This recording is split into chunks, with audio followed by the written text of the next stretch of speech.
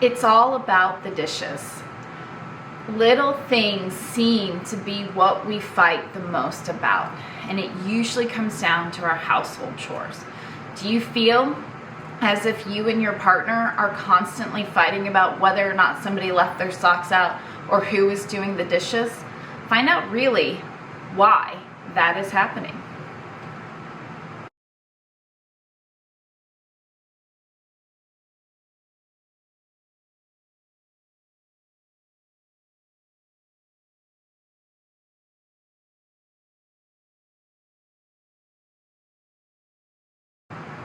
I'm Jennifer Evans with Empowering Wellness Counseling Solutions, and I work with couples, with individuals to find and live happier and healthier lives.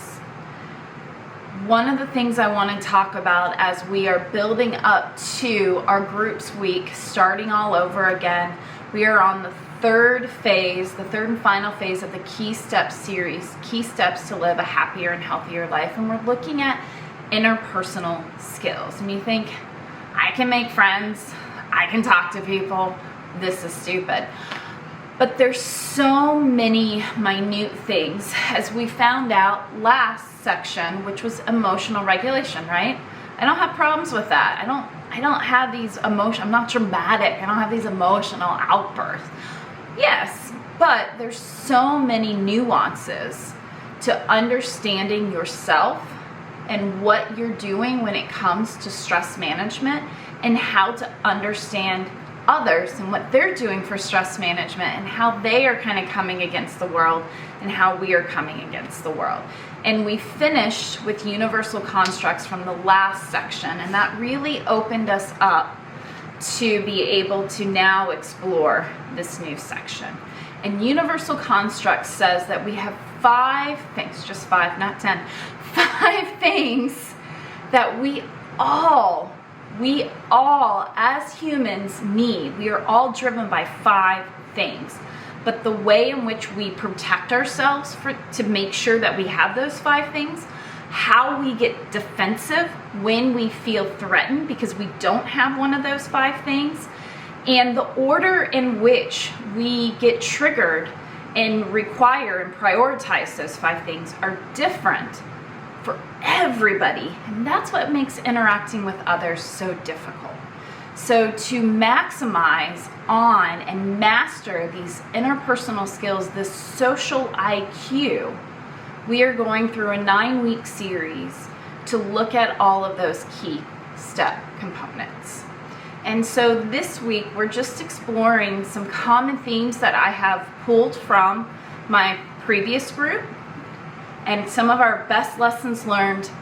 And then I am twinkling in, kind of sprinkling in, if you will, some of the stuff from our upcoming group. So we looked at how we manage stress for ourselves in the past group. And now we're looking at how do you broaden that so you can manage stress within yourself, but also manage stress when somebody else is becoming defensive with their stress levels. Because remember, this all started with the brain is just an organ, like every other organ. It's just trying to survive. And so the perception, the lens of how we interact with the world is the amygdala. It's the temporal lobe, truly, it's the temporal lobe. And that is emotion. That is implicit memories of all of our stressed events, is how we see the world first. And only when we ground can we then see and start making action-oriented decisions. So it's a lot more complicated than I can put 2 words together, I think I'm gonna be okay, and understanding the behavior behind it. Locus of control is one of the concepts that I continue to come up against and seem to educate people on so very often. I do it for emotional regulation. Well, it sounds like there's a sense of loss of agency there. It is one of our universal constructs, as we found at the end of the last group. We just released that book, so go into the video description and click on that link. It's a wealth of knowledge and value. And now we see it again in my couples, a lot in my couples sessions, my couples counseling sessions, and my success coaching. Because sometimes I do couples counseling with a couple, and sometimes I work with individuals who have problems with their partner and don't know what to do. Maybe the partner's not actually vested in wanting to come to couples counseling, whatever the case may be.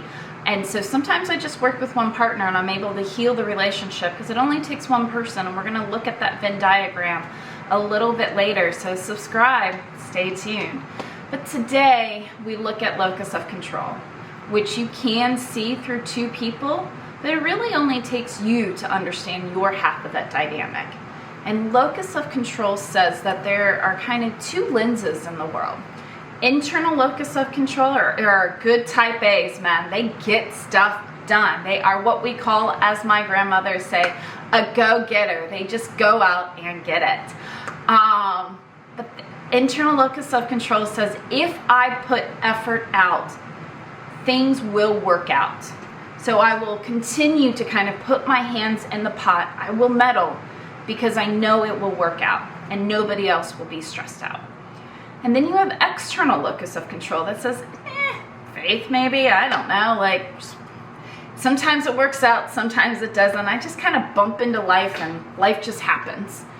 I always say these dichotomies, but this is truly an inverse relationship. So locus of control, when you have a high locus of control, that internal locus of control, what you're doing is you're stealing it from your partner. So we get a lot of major contributors to this locus of control. Because somebody who needs a lot of locus of control, remember, they are anxiously grabbing and hoarding it, because when things don't work out, I got this. Just move aside. I got this. I just need to get my hands in there. When I get my hands dirty, I'm going to get it done. So if you can imagine, all bright and cheery, you just got married, you just decided to move in with your partner. This is actually the main reason why psychologists say do not cohabitate before marriage. This is what creates the negative dynamic that carries with you throughout your relationship. This is what you have to have the conversation over that you're not having. This is the big conversation. I'm telling you right now, this is the big conversation. I tell my couples all the time, you have the little bickers about the dishes, about the laundry, about the chores, because you're not having the bigger conversation. This is it. Pay attention. Because we all get in this negative dynamic. You are not unique. You are not special. We all have the propensity to be stuck in this place.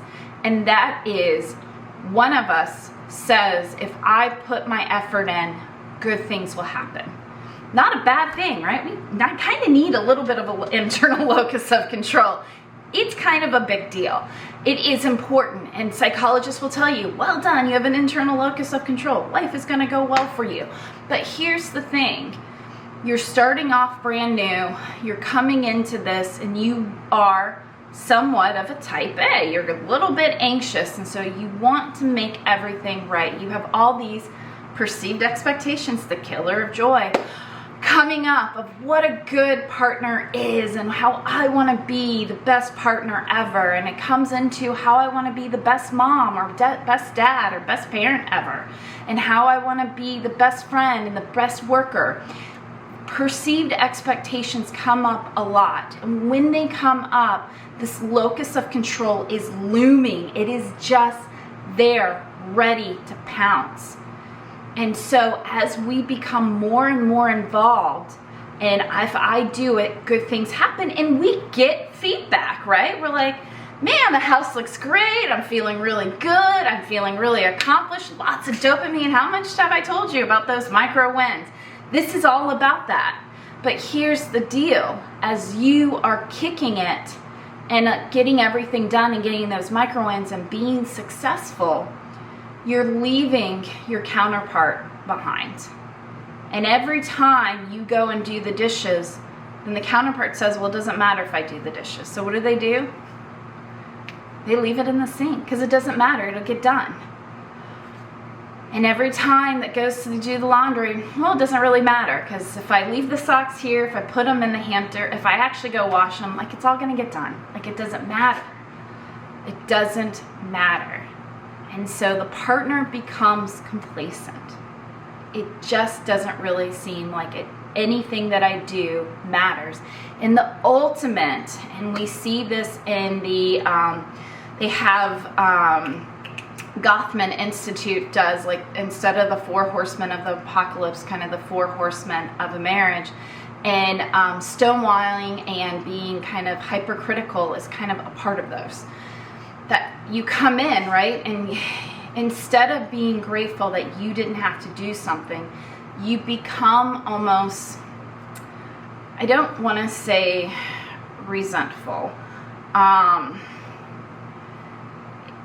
It's almost like it's happened for so long, and then as you lose your steam, you have a perceived expectation that the partner will just magically step in, because you have a high locus of control, so they probably do too, right? So as you perceive that you want to step back, because it's exhausting to do it all. It's fun for a little bit, but you start to lose momentum. That type A starts, it's too much, and you get into too much, and it gets exhausting. And here you perceive somebody to be able to come in and just pick up and know exactly what you're thinking and do it exactly the way you are doing it.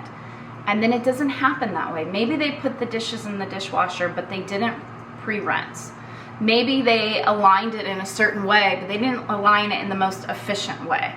And so these little critiques that you think were helpful along the way, which is how you got your internal locus of control, is really upsetting to the other person, to the point where they don't want to do anything because it doesn't feel worth it. It only causes an argument.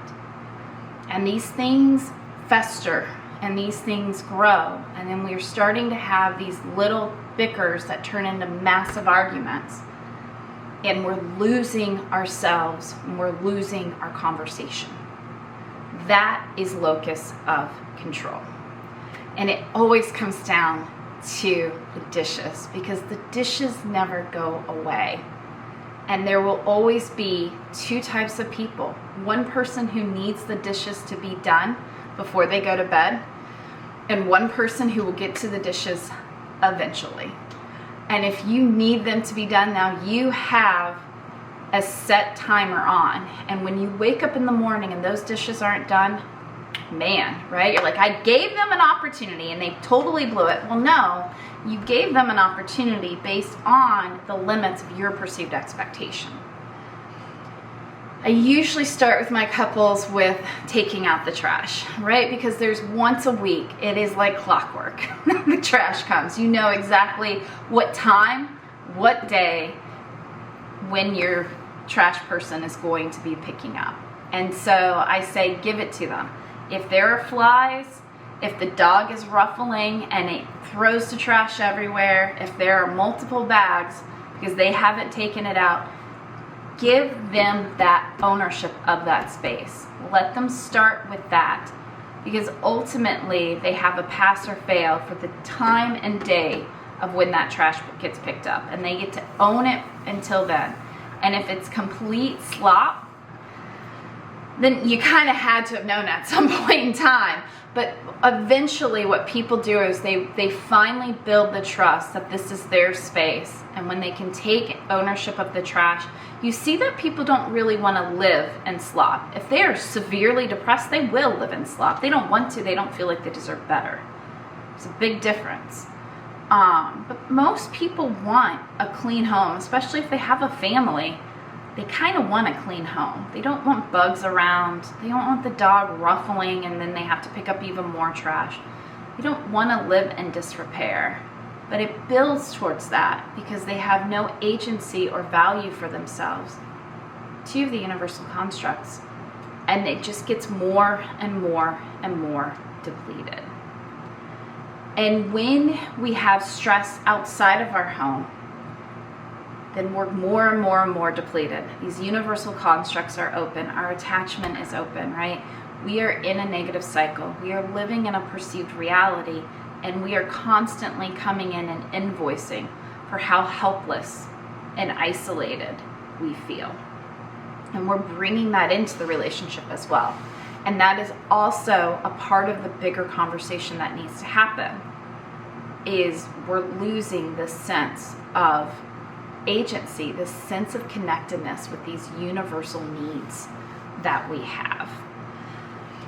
So we break free by balancing the scales.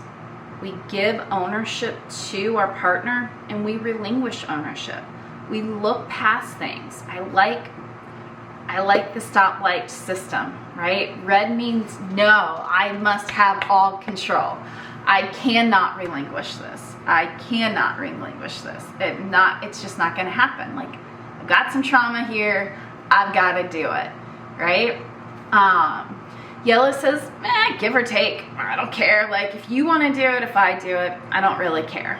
Green means go, have forth, and prosper. I hate the trash. Please take it out. I do not want to take responsibility for that.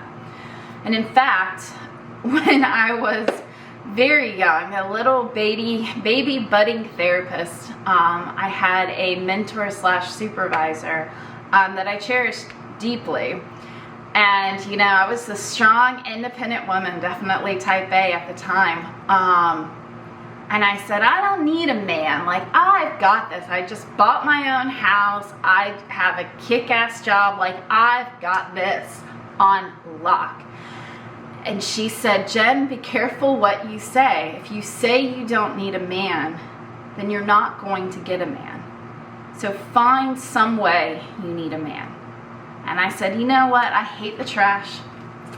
I need a man to take out the trash. And I promise you, we are coming on to 16 years, coming up to 14 years of marriage.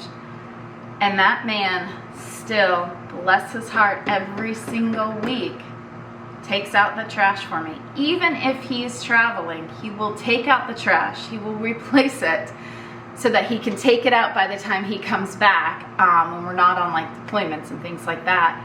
And he will have it all set up for me. So all I have to do, at bare minimum, the only thing I have to do is roll that sucker out, is open up the garage door and roll it out to the street. And that's pretty much it. Like, he knows that that is his, and he takes great pride in it. So it's what you focus on. It's what space you give others and what space you can let go of. The more anxious you are, the more that you feel depleted in your universal constructs, the harder it is to relinquish control. But it's necessary to find the balance, and you break the negative cycle by grounding, neutralizing your cycle, neutralizes the relationship cycle, gives a person space to be able to take ownership for what they want. And you start seeing growth. As they gain agency, they gain a sense of voice, a sense of belonging, a sense of value. Safety and security is usually kind of there, but you will start hearing in people who have very, very strong negative dynamics that they don't even feel really safe to share with their spouse because they think it's just going to cause an uproar and a fight. And that's a really, really sad place to be, and a place you do not have to be. So I give you one real practical step besides letting them own space. Make a checklist. Every time we travel a lot, we have summer homes and winter homes, and then we just like to travel. We enjoy the beauty out there in the world. And so we have created, my husband actually has created a checklist. And so we have everything we need to do to pack the RV, or just to pack for ourselves if we're going international. We have different checklists. And then what do you do for the house? Like, what are the things we want to make sure is done in the house before we go? Doing dishes in the trash and definitely too on that checklist, right? I'm telling you, they're there. Even when you're traveling, they are there. If you don't want to come back to dirty dishes, I don't want to come back to a dirty house. And so they go on the list. That is one of my, I must have the house clean when I come home. I don't want to come home knowing that I have to do laundry, knowing that I have to unpack, and then I have to clean the house. So we put it on a checklist, and all we do is about 2 weeks before we're scheduled to leave, we put the checklist out, and slowly but surely we check off the things on the list. And it's no fight, there's no brawl, there's complete confidence that both of us will take care of it, and it will get done because we will not leave until the checklist is finished. And that is how you come on the same plane, and you guys, that jigsaw puzzle, you just sit there and work through it together. Take ownership of your part, knowing that the only thing that matters is that it gets done, and you get to go have fun. You get to have a great shared experience together. If you want more help, more support, this really resonates with you, share it with somebody because it may resonate with them. Hit subscribe, there's a lot of things, and go into the video description. I have a link for a free 15-minute, what I call a wellness insight. That's a consultation. I do paid consultations. It's an hour of kind of getting you started. That's what we call kind of what our initial intake is to get started. So I call it a free wellness insight. It is the same as a consultation. It's just different branding to help you better understand kind of where you're coming from and set some goals and see if I can be of support to you or what would be the best support for you. I've got lots of books on this. I've got groups that, again, we are starting on February 24th. I would love to help you. Thank you so much. I am Jennifer Evans with Empowering Wellness Counseling Solutions.